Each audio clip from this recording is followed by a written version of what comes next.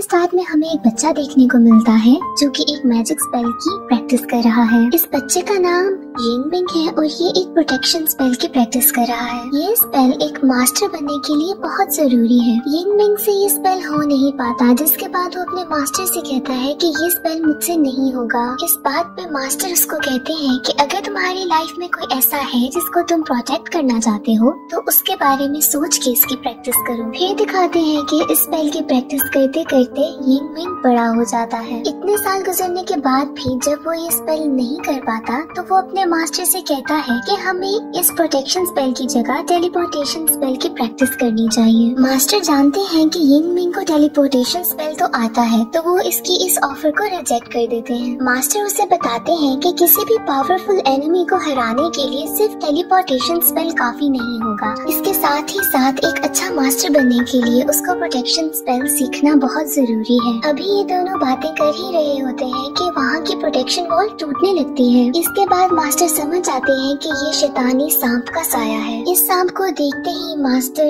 यिंगमिंग को किसी दूसरी डायमेंशन में ट्रांसपोर्ट कर देते हैं और इसके बाद अपने 3 गार्डियन स्पिरिट्स को बुलाते हैं। ये तीनों गार्डियन स्पिरिट्स यहाँ मास्टर की हेल्प करने के लिए आते हैं। यहाँ 2 गार्डियन स्पिरिट्स उस प्रोटेक्टिव वॉल को बचाने की कोशिश करते हैं और एक गार्डियन स्पिरिट मास्टर को प्रोटेक्ट करती है, पर इन 3 गार्डियन स्पिरिट्स की हेल्प का कोई फायदा नहीं होता और प्रोटेक्टिव वॉल टूट जाती है। इतने में वहाँ पर यिंगमिंग बाकी स्टूडेंट्स को लेकर पहुँच जाता है। वो सांप इन सब पे हमला करने ही वाला होता है कि मास्टर जी सब स्टूडेंट्स को कहते हैं कि वो प्रोटेक्शन स्पेल यूज करें। जहाँ बाकी स्टूडेंट्स प्रोटेक्टिव स्पेल इस्तेमाल करने लगते हैं, यिंगमिंग मास्टर की बात नहीं सुनता और टेलीपोर्टेशन स्पेल यूज करने लगता है। यहाँ सांप यिंगमिंग पे अपना जहरीला अटैक करने ही लगता है। मास्टर यिंगमिंग के सामने आके उसको बचा लेते हैं। यहीं दूसरी तरफ मास्टर का एक गार्डियन स्पिरिट खुद को सैक्रिफाइस करके सांप को मार देता है। अब यिंगमिंग अपने मास्टर की डेथ से बहुत परेशान है और बहुत ही ज्यादा दुखी कि उसकी वजह से उसके मास्टर के पूरे जिस्म में जहर फैल रहा है। मास्टर मरने से पहले यिंगमिंग को इस सांप की सच्चाई बताते हैं। वो बताते हैं कि कैसे 300 साल पहले इंसानों की ही लालच की वजह से ये सांप जन्म लेता है। इस सांप को कैद करने के लिए 4 मास्टर सामने आए थे जो मिल के इस सांप को इंपीरियल सिटी में कैद करते हैं, जो कि अब भी इंपीरियल सिटी की रानी की बॉडी में कैद है और उसकी प्रोटेक्शन 4 स्टोन गार्डियंस करते हैं और वो फिलहाल स्टैचू की शक्ल में सोए हुए हैं। ये है dragon statue, turtle statue, bird statue और टाइगर स्टैचू। और जब भी ये सांप वहाँ से निकलने की कोशिश करेगा तो 4 मास्टर्स को जाकर इन 4 स्टैचूज को जगाना होगा। वहाँ दूसरी तरफ दिखाते हैं कि इंपीरियल सिटी की क्वीन अब बहुत ही ज्यादा परेशान हो गई है क्योंकि उसको पता चल गया है कि शैतानी सांप जाग चुका है। अब यिंगमिंग इंपीरियल सिटी में आ पहुंचा है। वहाँ उसको गेट पर एक आदमी नजर आता है जो कि एक बांसुरी बजा रहा होता है। ये असल में एक मास्टर है और इसका नाम है बुया। तभी इनको एक और मेलोडी की आवाज आती है जिनका ये दोनों मिलकर पीछा करने लगते हैं। काफी देर पीछा करने के बाद उनको पता चलता है कि ये मेलोडी बेसिकली एक डीमन यानी कि शैतान बजा रहा है। बुया उससे पूछता है कि तुम्हारी हिम्मत कैसे हुई ये बांसुरी चुराने की, क्योंकि ये बांसुरी हमारे राजा की है। यहाँ ये डीमन इनको बताता है कि जब उसकी दोस्त जिंदा थी तो वो महल में गाने गाया करती थी और वो अक्सर इसी धुन को बजाया करती थी। मुझे बस उसकी याद में ये धुन सुननी थी। बुया को शैतानों से सख्त नफरत थी। यहाँ पर वो शैतान को मारने ही वाला होता है कि यिंगमिंग उसको बचा लेता है। यहाँ यिंगमिंग बुया को बताता है कि ये एक डीमन तो जरूर है पर इतना भी कोई बुरा नहीं कि तुम उसको मार दो। बुया यिंगमिंग से कहता है कि ये एक शैतान है और बहुत बुरा है, इसको अच्छाई और प्यार के बारे में क्या पता। यिंगमिंग कहता है कि क्यों नहीं, इसको क्यों नहीं पता होगा। इन्हीं बातों की वजह से यिंगमिंग और बुया में लड़ाई हो जाती है। लड़ाई में यिंगमिंग उसको हरा देता है जिसके बाद बुया वहाँ से चला जाता है। बेसिकली बुया को इंपीरियल सिटी में उसी सांप से लड़ने के लिए बुलाया गया था क्योंकि वो उन मास्टर्स में से एक मास्टर था, लेकिन ना यिंगमिंग को इस बात का पता होता है और ना ही बुया को। इसके बाद वो डीमन यिंगमिंग से कहता है कि मास्टर जी आप मुझे अपना गुलाम बना लें। अब यिंगमिंग इस डीमन को अपना गार्डियन स्पिरिट बना लेता है और इसका नाम रख देता है किलिंग स्टोन। अब नेक्स्ट सीन में हमें क्वीन का महल दिखाते हैं, जहाँ पर 3 मास्टर जमा हो चुके हैं, यिंगमिंग, बुया और यांगपिंग। पर चौथा मास्टर हांगरू यहाँ पर अब नहीं है और यहाँ पर ही यिंगमिंग और बुया को पता चलता है कि ये दोनों मास्टर्स हैं। यहाँ पर यिंगमिंग की महल के प्रीस्ट से भी मुलाकात होती है, जो कि वहाँ की रानी का बॉडीगार्ड भी है। ये प्रीस्ट उनको बताता है कि गार्डियन एंजल्स को जगाने के लिए रिचुअल कल किया जाएगा और ये लोग आज आराम करने के लिए जल्दी सो जाएं। यहाँ यिंगमिंग देखता है कि इस प्रीस्ट की शक्ल उसके मास्टर से बहुत ज्यादा मिलती है। अब नेक्स्ट सीन में दिखाते हैं कि सुबह इन सब मास्टर्स की मुलाकात प्रिंसेस से होती है और इनको पता चलता है कि सफर के दौरान चौथे मास्टर हांगरू को किसी ने मार दिया है और अब ये मास्टर्स इस बात को डिस्कस करने के लिए रानी के पास जाते हैं। अब यहाँ पर रानी पर्दे में रहने वाली है, जो कि सिर्फ पर्दे के पीछे से ही ऑर्डर देती है। रानी यहाँ पर बहुत ही ज्यादा परेशान और गुस्से में आती है कि इतने ज्यादा इम्पोर्टेंट रिचुअल को करने से पहले ही किसने चौथे मास्टर को मार दिया। अब इसके बाद वो रानी सारे रिचुअल की जिम्मेदारी प्रिंसेस को दे देती है। वो साथ ही मास्टर हांगरू की मौत की इन्वेस्टिगेशन करने का ऑर्डर देती है और अपने महल के प्रीस्ट को कहती है कि वो 4th मास्टर बन जाए। अब इसके बाद वो चारों मास्टर्स रिचुअल स्टार्ट कर देते हैं, जिसके दौरान ही प्रिंसेस के ऊपर कोई डीमन अटैक करता है। यहाँ पर यिंगमिंग प्रिंसेस को बचा लेता है और बुया उस डीमन की स्पिरिट से रिचुअल को कंप्लीट कर देता है। इसके बाद चारों गार्ड सोन्स जागने के लिए तैयार थे। अब यहाँ पर अचानक से आसमान का रंग बदलने लगता है। इस मौसम के बदलाव से यिंगमिंग और बुया समझ आते हैं कि किसी डीमन ने उन पे फिर से अटैक किया है। इसके बाद ये दोनों प्रिंसेस के रूम की तरफ भागते हैं, जहाँ पे वो लोग जाके देखते हैं कि प्रीस्ट मास्टर योंग ही से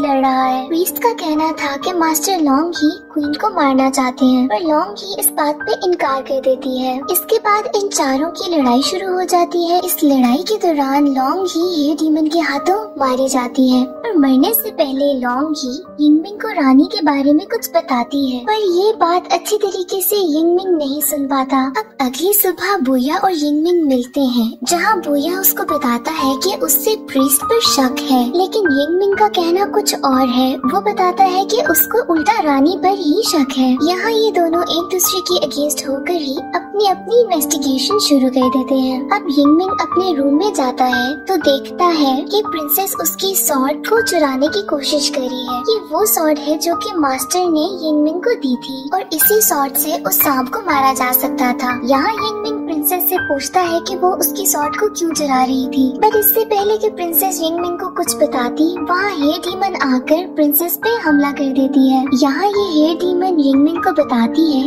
कि वो इस बात के लिए 60 ईयर से इंतजार कर रही थी और उसी के पास से यिंगमिंग को रानी की एक तस्वीर मिलती है, जिसमें वो बिल्कुल प्रिंसेस जैसी नजर आ रही है। इसको देख के यिंगमिंग सारी बात समझ आता है और वो इसके बाद बुया के पास जाता है कि वो सारी बात उसको बताए।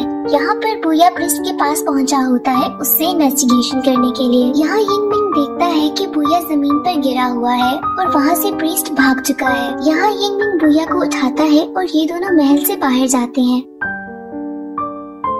वहाँ पर उनको प्रिंसेस और प्रीस्ट दोनों मिलते हैं। बुया प्रिंसेस से पूछता है कि उसने और प्रीस्ट ने रानी को धोखा क्यों दिया। यहाँ पर यिंगमिंग उसको बताता है कि ये प्रिंसेस नहीं बल्कि रानी ही है, यानी कि प्रिंसेस ही रानी है और रानी ही प्रिंसेस है, और जिसको उन्होंने पर्दे में देखा था वो रानी नहीं बल्कि रानी का स्टैचू था, जिसको प्रीस्ट कंट्रोल कर रहा था। आखिर ये सब कुछ चल क्या रहा है? तो बात दरअसल ये है कि जब उस सांप ने इंपीरियल सिटी पे हमला किया था तो उन 4 मास्टर्स ने सांप को हरा दिया था, जिसके बाद रानी यानी कि प्रिंसेस यांगपिंग ने उस सांप को अपनी बॉडी में कैद कर लिया था, जिसके बाद वो इमॉर्टल हो गई और उसके बाद से उनकी उम्र नहीं बदली। अब रानी को उस सांप को अपने अंदर कैद करने के लिए खुद को भी इंपीरियल सिटी में कैद करना था और वो कभी भी अपने महल से बाहर नहीं जा सकती थी। तो अब इतने सालों से महल में रह रहकर प्रिंसेस को नाउमीदी सी होने लगी थी और वो बहुत ही ज्यादा उदास हो गई थी। इसके बाद महल में आते हैं यिंगमिंग के मास्टर जिनके आने की वजह से प्रिंसेस का दिल बहल गया। बट वो वहाँ पर हमेशा के लिए नहीं रह सकते थे और उनको वहाँ से जाना पड़ता है। लेकिन प्रिंसेस उदास ना हो तो वो मास्टर उनको एक गार्डियन एंजल देते हैं जो कि बिल्कुल उन जैसा दिखता है, और वो गार्डियन एंजल कोई और नहीं बल्कि वो प्रीस्ट ही था। अब प्रिंसेस को तो यही लगता है कि प्रीस्ट वही मास्टर है, पर वो कोई और नहीं गार्डियन एंजल ही है। अब कुछ अरसे के बाद प्रीस्ट प्रिंसेस से कहता है कि वो इमॉर्टल होना चाहता है, और क्योंकि प्रीस्ट बिल्कुल मास्टर जैसा लगता है प्रिंसेस बात मान लेती है। लेकिन इस बात के लिए उसको अपनी बॉडी से वो सांप निकालना होगा जिसको उसने काफी अरसे से अपने जिस्म में कैद करके रखा था। इसके बाद उस सांप को प्रीस्ट को अपनी बॉडी में कैद करना होगा जिससे वो इमॉर्टल हो जाएगा। ये बात सुनने के बाद यिंग मिंग और बुया उन प्रीस्ट के ऊपर हमला कर देते हैं। यहाँ प्रीस्ट उन पर टेलीपोर्टेशन स्पेल यूज करता है, बट जैसे कि हमें पता है कि यिंग मिंग की टेलीपोर्टेशन स्पेल बहुत स्ट्रॉन्ग है, वो उनके स्पेल से बच जाता है। दूसरी तरफ हमें दिखाते हैं कि प्रिंसेस की बॉडी में बहुत ज्यादा पेन स्टार्ट हो गई है, जिसका मतलब ये है कि वो सांप उनकी बॉडी से निकलने वाला है। अब सांप के निकलते ही प्रिंसेस मॉर्टल हो गई है। इसके बाद वो सांप प्रीस्ट की बॉडी में चला जाता है जिससे वो प्रीस्ट अब इमॉर्टल हो चुका है। देखते ही देखते प्रीस्ट एक बड़े जहरीले सांप में बदल जाता है और वो अब इंपीरियल सिटी को तबाह करने लगा है। इसके साथ ही साथ वो 4 गार्डियन स्टोन्स एक्टिवेट हो गए हैं, जिसके बाद वो अब पूरी इंपीरियल सिटी के बाहर एक प्रोटेक्टिव लेयर बनाने लगे हैं ताकि वो स्नेक वहाँ से बाहर ना निकल सके। पर यहाँ पर एक गार्डियन स्टोन एक्टिवेट नहीं होता जो कि एक बर्ड है। अब ये बर्ड इसलिए एक्टिवेट नहीं हुआ था क्योंकि रिचुअल के दौरान प्रीस्ट ने जानबूझ के उसको एक्टिवेट नहीं किया था। अब इसके बाद यिंग मिंग अपने 3 गार्डियन स्पिरिट्स को बुलाता है ताकि वो उनकी मदद कर सके। अब इनमें से एक गार्डियन स्पिरिट तो यिंग मिंग के सामने एक प्रोटेक्टिव वॉल बनाता है ताकि यिंग मिंग को कुछ ना हो, और बाकी 2 उस सांप से लड़ने लगते हैं। अब यहाँ पर हमें बहुत ही ज्यादा हैवी फाइट देखने को मिलती है। जब सिचुएशन बहुत ही ज्यादा आउट ऑफ कंट्रोल होने लगती है तो यहाँ पर प्रीस्ट खुद सामने आता है ताकि वो खुद लड़ सके। यहाँ पर प्रीस्ट उन गार्डियन स्पिरिट्स को मार देता है। यहाँ पर बुया को डर होता है कि ये सांप कहीं इंपीरियल सिटी से बाहर ना निकल जाए। यहाँ पर दिखाते हैं कि वो प्रोटेक्टिव वॉल कंप्लीट हो चुकी है जिसने पूरी इंपीरियल सिटी को कवर कर लिया है। यहाँ पर बुया किसी न किसी तरीके से अपनी बॉडी से उस बर्ड स्टैचू को जगा लेता है और अब वो खुद वो बर्ड बन चुका है। जिसके बाद वो प्रीस्ट के पास जाता है और उनसे लड़ता है। अब यहाँ पर इन दोनों के बीच में एक जबरदस्त लड़ाई होती है। दूसरी तरफ यिंग मिंग प्रिंसेस के पास जाता है और उसको सब कुछ सच बता देता है कि कैसे ये वो मास्टर नहीं है बल्कि वो प्रीस्ट सिर्फ एक गार्डियन एंजल है। इसके बाद यिंग मिंग अपनी पावर से प्रिंसेस को आखिरी दफा अपने मास्टर से मिलवाता है। यहाँ वो मास्टर प्रिंसेस को सब कुछ सच बताता है और बताता है कि कैसे उसने गलत किया, और साथ ही वो एशेज में बदलने लग जाता है। इसके बाद प्रिंसेस समझ आती है कि अब वो मास्टर इस दुनिया में नहीं रहे। इसके बाद यिंग मिंग और प्रिंसेस दोबारा इंपीरियल सिटी में आ जाते हैं जहाँ पर अभी तक बुया और प्रीस्ट की लड़ाई चल रही है। यहाँ यिंग मिंग बुया को बताता है कि ये सांप सिर्फ उसी सॉर्ड से मर सकता है जो कि उसके मास्टर ने उसको दी थी। यहाँ बुया वो सॉर्ड निकालता है, बट इससे पहले कि वो उस प्रीस्ट को मारता वो प्रीस्ट बुया के हाथ से सॉर्ड गिरा देता है। अब ये तलवार प्रिंसेस उठा लेती है और वो उस प्रीस्ट को धमकी देती है कि अगर उसने ये सब कुछ बंद ना किया तो वो खुद को मार देगी। इसके साथ ही वो सॉर्ड से अपना गला काट देती है और खुद को मार देती है। ये देखते ही प्रीस्ट बहुत ही ज्यादा टूट जाता है क्योंकि वो काफी अरसे से प्रिंसेस के साथ था और ये दोनों बहुत क्लोज हो चुके थे। अब इस बात का फायदा उठाते हुए बुया इस प्रीस्ट पे हमला करता है। यहाँ पर सांप के साथ साथ प्रीस्ट दोनों मर जाते हैं और इस तरह से प्रोटेक्शन वॉल खत्म होने लग जाती है और इसके साथ ही यहाँ पर मूवी भी एंड हो जाती है।